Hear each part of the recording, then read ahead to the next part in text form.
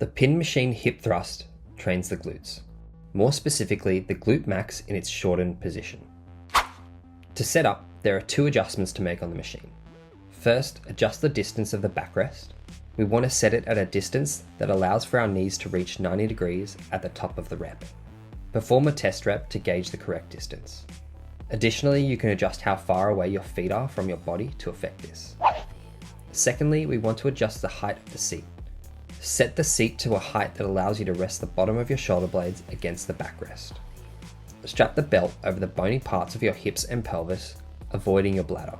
Next, place your feet on the platform around hip width, with your toes angled out slightly.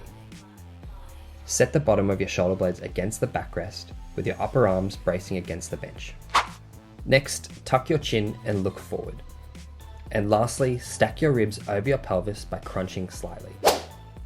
For the action, on the concentric, thrust the weight up, driving your hips up toward the ceiling. Aim to reach full hip extension by getting that last pop at the top of the movement.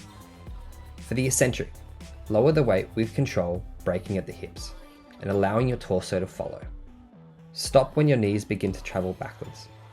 This is the bottom of the rep, not necessarily when your butt touches the seat.